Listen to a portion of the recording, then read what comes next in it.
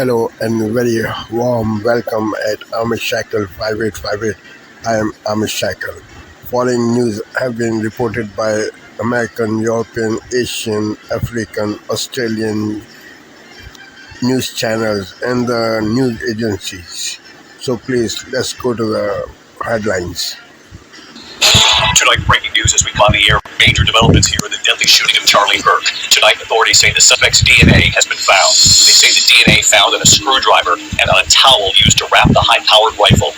Tonight, law enforcement sources telling ABC News the suspect, Tyler Robinson, allegedly tracked Charlie Kirk's schedule and studied maps of the Utah Valley University campus. The FBI tonight on the chilling message the suspect allegedly sent to a friend, saying, quote, "I had an opportunity to take out Charlie Kirk, and I'm going to take it." The 911 calls now made public. Our team standing by with new reporting tonight at our Pierre Thomas one-on-one with Attorney General Pam Bondi just moments ago. Also breaking as we come on tonight, the dramatic images released just a short time ago. President Trump says the U.S. military carried out another deadly strike on a boat. The president warning tonight, quote, "We are hunting you." Tonight, the alarming discovery, police say a bomb was found under a news van in Salt Lake City. Authorities say the device was lit but failed to function. The images tonight, police swarming a house. Tonight, a popular chef under arrest, accused of robbing 3 American banks in one day. Toxic air on the plane. Tonight, the alarming new report claiming toxic fumes are leaking into airplane cabins, what the Wall Street Journal found. President Trump suggesting there could be a deal over the future of TikTok in the U.S. The stunning image the moment a delivery truck was swallowed by a sinkhole. Tonight, the star quarterback sidelined. How long will he be off the field? What they're saying.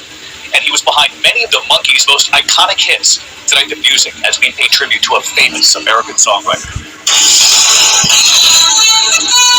From ABC News World Headquarters in New York. All right, joining us now with more FBI Director Kash Patel. Kash, thanks for being with us. Is there an investigation into a wider plot? Sean, thanks so much for having me. And because President Trump and the Attorney General have prioritized resources to this all-important investigation, we're dedicating every asset we have to run the reverse daisy chain analysis of anyone that was in contact with the suspect that's currently in custody and anyone he contacted, called, and text messaged and had chats on online social media platforms with. That's the power of the FBI. That's the resources we brought in immediately with our cell phone analytic team to use the cell phone tower data dump system to geolocate specifically where this cell phone was and who had it, and after that, who he was talking to. And Sean, let me tell you a little bit about the information we've collected. We've collected information where, through witness interviews from the FBI and local law enforcement, that he essentially admitted after the shooting and assassination of Charlie Kirk, the suspect admitted to it. Furthermore, the evidence and information will come out. I won't stylize the evidence. The Attorney General is absolutely right. We can't do that. But I will say what was found in terms of information, a text message exchange, where the suspect specifically stated that he had the opportunity to take out Charlie Kirk and he was going to do that. And when he was asked why, he said some hatred cannot be negotiated with. Yeah, you're also running an investigation on what's called the Discord chat room, which has scores of people on it, and text between the suspect and the partner. I assume that those discussions are ongoing? Absolutely. In order to properly adjudicate this matter and let law enforcement hand off information into evidence for a court of law for prosecution, we have to go out and get search warrants. We have to go out and get search warrants of the identifiers that were then built off of the prior search warrants, and we are doing that. And we are going to be interviewing scores of people on not just these chats on Discord, but any communications that this individual have. We've seized multiple electronic devices from the home of the suspect and his romantic partner. We've got computers, we've got laptops, we've got gaming systems, we've got cell phones. All of that is being triaged by the FBI because that's what we do. And the resources that the Attorney General has dedicated to this mission is allowing us to move at the speed we have. As you said, 33 hours. 33 hours, Sean, this individual is apprehended. And on the night... Let me ask you. Because 33 hours, and I did mention Luigi Mangione, and I did mention the Sarno brothers in the Boston bombing, and I did talk about the Centennial Park bomber Eric Rudolph and Ted Kaczynski. 33 hours, 2 hours after the video footage was enhanced and released, the suspect's father turned him in, and you got criticized for doing that, and criticized for going out to the crime scene, and I'm having a hard time understanding what people's expectations are.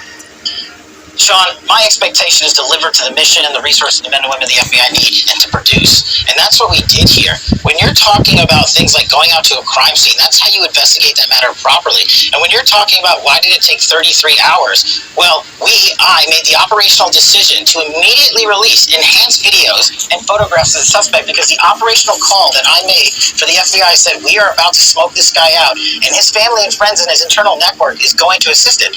And this is the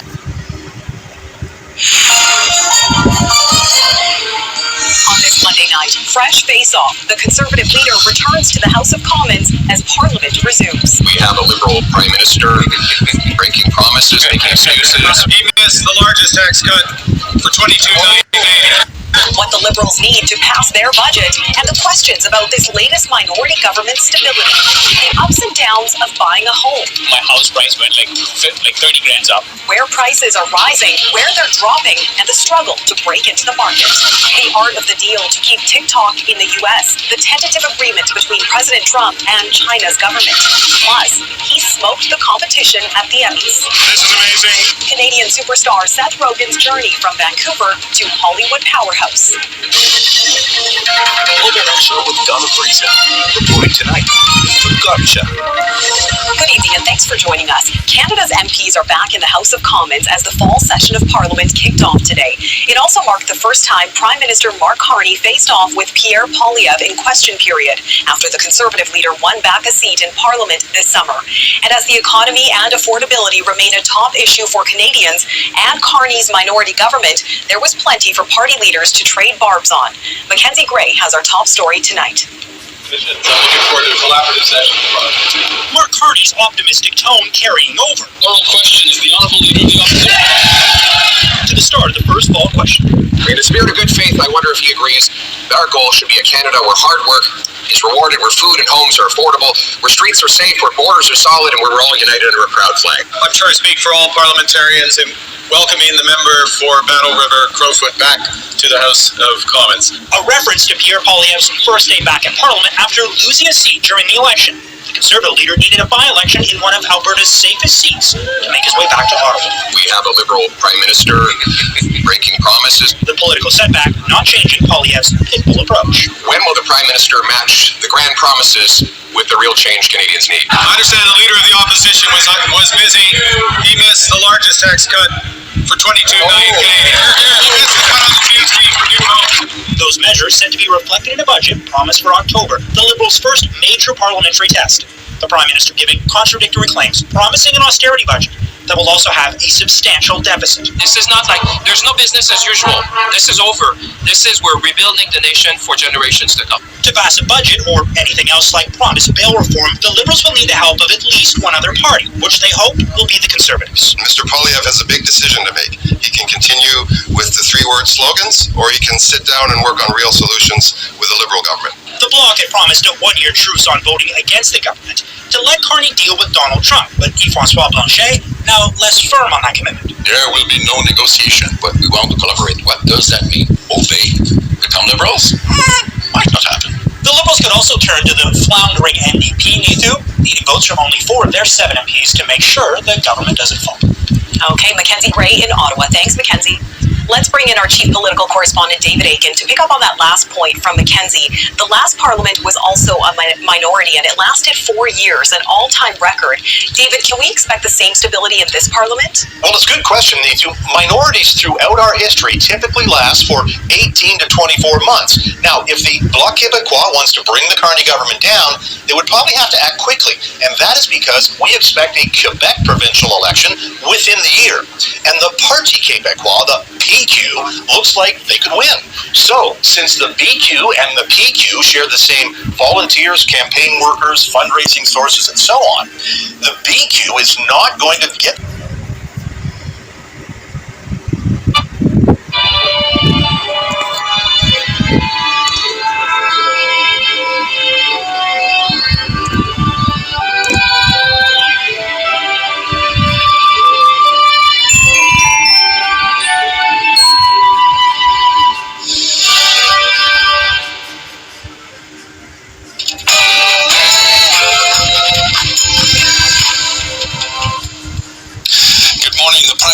refuses to resign over the Lord Mandelson scandal, blaming the team in number 10.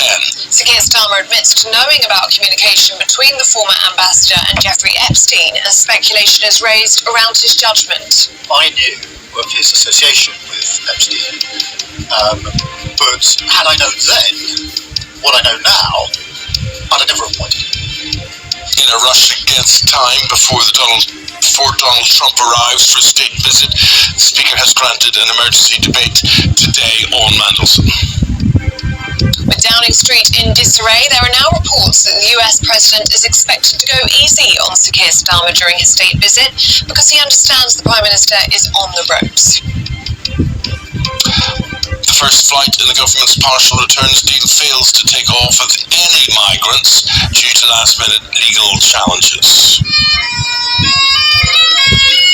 The royal family gather at Westminster Cathedral to say their final farewell to the Duchess of Kent as her body is moved in preparation for her funeral later today. All this right, you get that sinking feeling in your stomach every morning? Families have been left horrified after a 60-foot-tall warehouse was built as meters from their homes in Wigan. And it's full this morning with the Champions League is back tonight with Spurs and Arsenal both playing Spanish teams. Sheffield United finally see sense and reappoint Chris Wilder as manager after sacking him in June. And the greatest pole vaulter of all time breaks his own world record for the 14th time. More unsettled weather is on the way for the rest of this week, but today at least offers something a little drier and brighter. Full details in the forecast coming up. Hello there, very good morning. Good to see you this Tuesday morning. I'm Eamon Holmes. I'm Ellie Costello, and this is GB News Breakfast.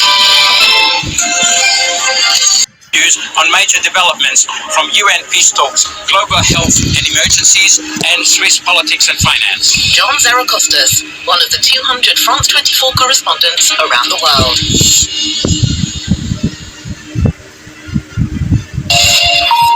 Hello and a warm welcome. You're watching Daybreak on France 24. These are the headlines. Heavy, relentless. The bombing of Gaza intensifies. More buildings destroyed, more civilians, more people killed. Israel continuing its push to destroy the Strip, to force Palestinians to leave through death or displacement. Another boat bombed by the US military in waters around Venezuela. A clear attack on it, according to President Nicolas Maduro. Washington says it was a strike against drug smuggling. 3 people on the vessel were killed. And a drone over the presidential palace in Poland. 2 Belarusian citizens arrested for flying it. Warsaw on high alert after a volley of Russian drones invaded its airspace last week.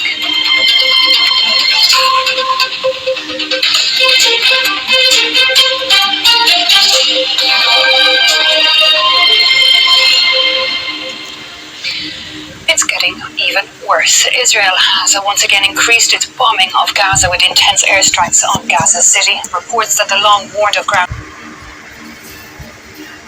and ABC iView. Today, social media companies want to be ready after the government unveils the final guidelines of its under-16 social media ban. We know the platforms have the capability to do this. These are some of the biggest and best resource companies in the world.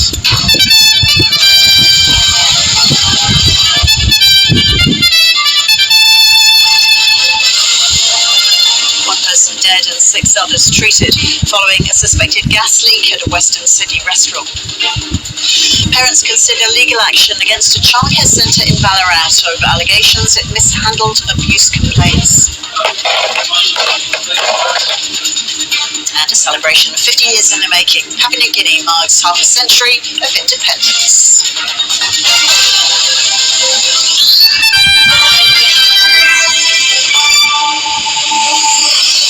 Hello and welcome to ABC News. I'm Ross Charles. Communications Minister Anna.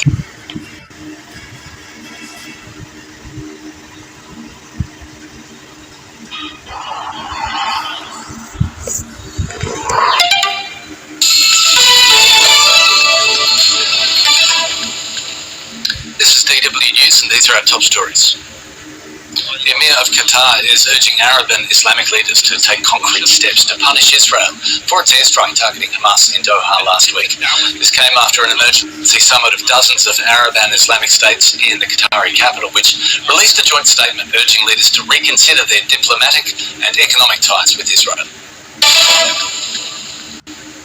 President Donald Trump says the US military has carried out another strike on a Venezuelan drug cartel vessel that was on its way to the United States. He said 3 men were killed. It comes just 2 weeks after another military strike on a speedboat Trump said was carrying drugs that killed 11. Belarus has invited US military officials to observe joint military drills in its staging with Russia. Representatives from 22 other countries, including NATO members Turkey and Hungary, were also observing the drills. This comes amid rising tensions between Russia and NATO over the war in Ukraine and the downing of Russian drones over NATO airspace. This is DW News from Berlin. You can get more news on our website at dw.com.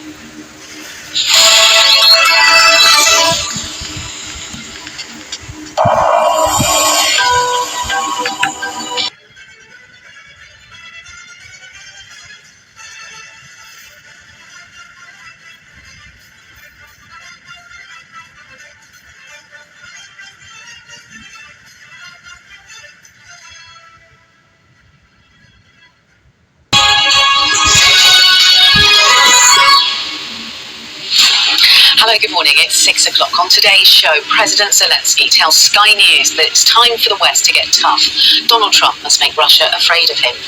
Plus, Reform say there's a stampede of Tory MPs who want to follow the latest defector. We'll find out what the Shadow Chancellor Neil Stride makes of that later this hour. It's Tuesday, September 16th. The force should be used. He understands force. That's his language. That's the language he understands. President Zelensky urges the Prime Minister to push Donald Trump for a written agreement to guarantee Ukraine's security. The US President flies into the UK this evening for his second state visit to the UK. Also ahead, a legacy for the 97 Liverpool Football Club welcomed the introduction of a Hillsborough law to make public officials tell the truth. Sir Keir Starmer faces a 3-hour emergency debate in the Commons today over what he knew about Peter Mandelson's relationship with sex offender Jeffrey Epstein.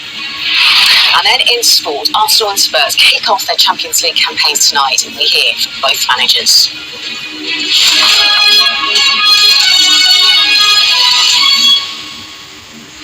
Hello, good morning. President Zelensky is urging the West to get tough against Russia.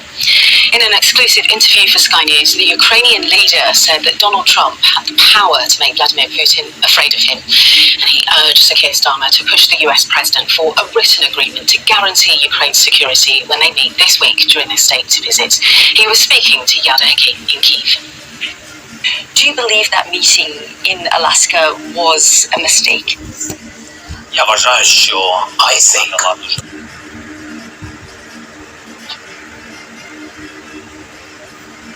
This is Asia Now. It's 12 p.m. in Singapore and Hong Kong, 9:30 New Delhi, and 11 o'clock in Jakarta. I'm Rani Sultani. At this hour, the U.S. and China close in on a framework deal over TikTok's American operations to avert a ban. President Donald Trump set to finalize details during a call with Chinese leader Xi Jinping on Friday.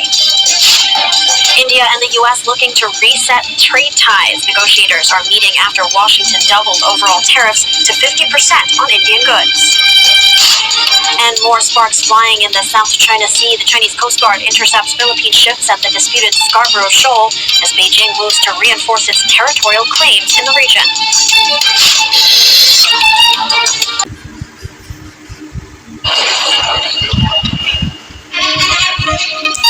Africa News. The news. Qatar on Monday hosted an emergency summit gathering Arab and Islamic nations, hoping to present a united response to Israel's attack against Hamas leaders in Doha last week. Qatar's ruling emir opened the meeting with a fiery speech, sharply criticizing Israel. إذا كانت إسرائيل تريد اغتيال القيادة السياسية لحركة حماس If Israel wishes to assassinate the Hamas leaders, why then engage in negotiations with them? فلماذا And if he wants to negotiate to liberate the hostages, why then do they assassinate all those who negotiate with it? And how can we receive in our country Israeli delegations for negotiations when those who have sent us delegations are planning to strike this country? These questions do not wait for an answer. To clarify why we are confidently saying that this aggression is in reality a treacherous, blatant and cowardly aggression, where it is impossible to deal with this level of malice and treachery. يستحيل التعامل مع هذا القدر من الخبث والقدر. Qatar labeled Israel's Doha strike as state terrorism. The attack could deal a serious blow to negotiations with Hamas.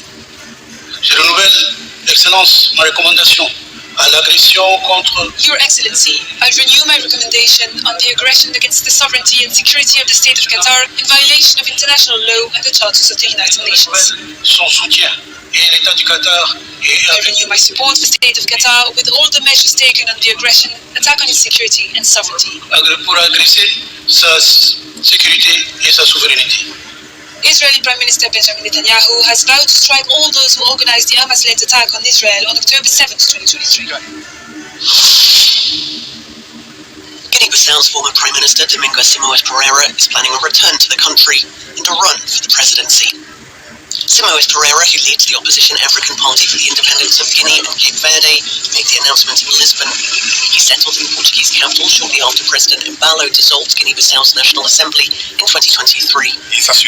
Speaking to the Guinea-Bissau diaspora, Simoes Pereira said he feared for his safety in returning to the country, but said it was his duty to continue the fight. Embalo said the opposition leader could return without any problem, but warned him against contesting the results of the November election. If he does run, this will be Simoes Pereira's fourth attempt at the presidency.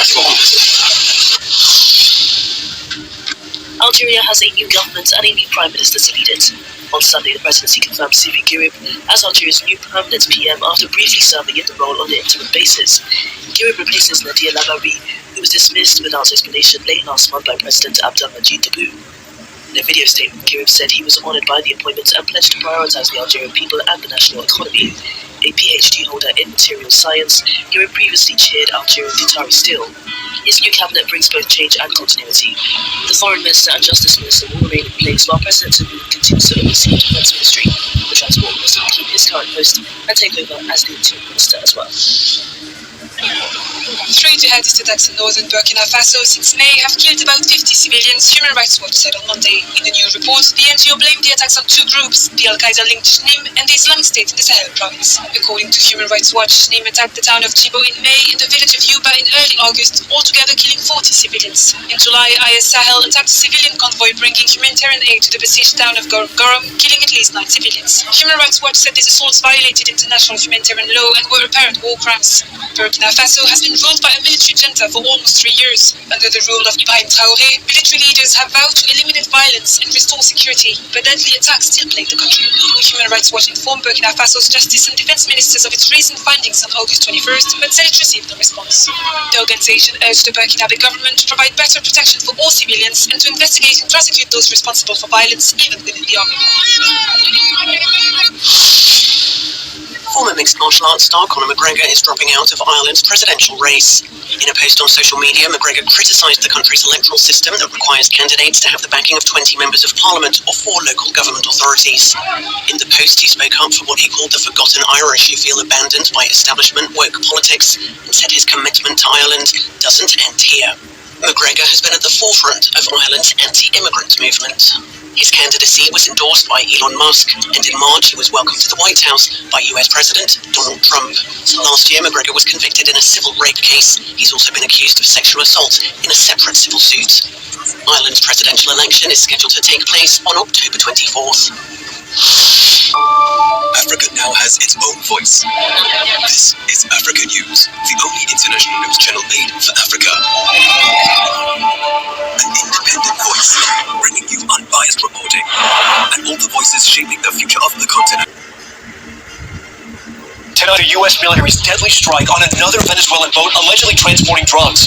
The new video posted by President Trump appearing to show the moment the boat is blasted out of the water, leaving 3 people dead. The president calling them terrorists killed in action. But Venezuela's leader says the U.S. military is targeting fishermen. All of it is done to start a new war. Also breaking tonight, the president detailing plans to send the National Guard into Memphis, what he just said inside the Oval Office.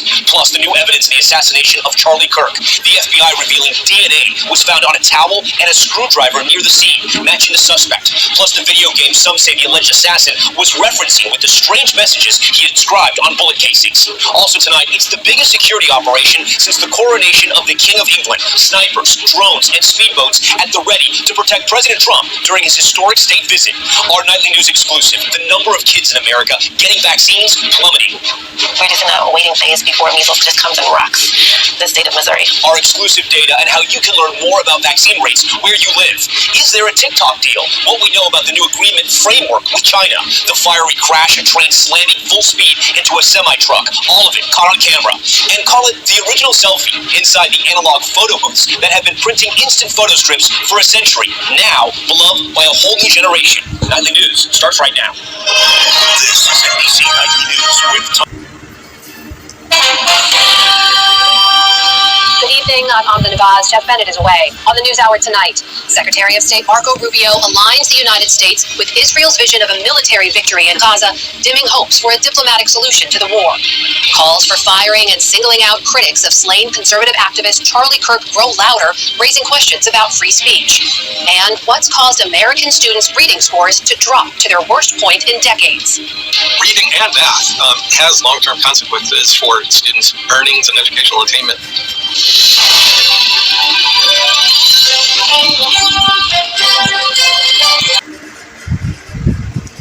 For the second time, President Trump orders an attack on a boat in the Caribbean, allegedly carrying drugs. JD Vance here, live from my office in the White House complex. Also tonight, the Vice President fills in for Charlie Kirk. As a memorial to the conservative activist grows, you'll have the latest on the investigation. New research could give women the answers they're looking for about the safety of medication for menopause. No, tell me when to say no. And an adolescent actor earns an Emmy in record time. If you listen and you focus and you step out of your comfort zone, you can achieve anything in life. From the CBS News headquarters in New York, this is the CBS. Thank you for watching Amish Shakil 5858. I am Amish Shakil. I hope you will visit again. Have a good life. Bye-bye.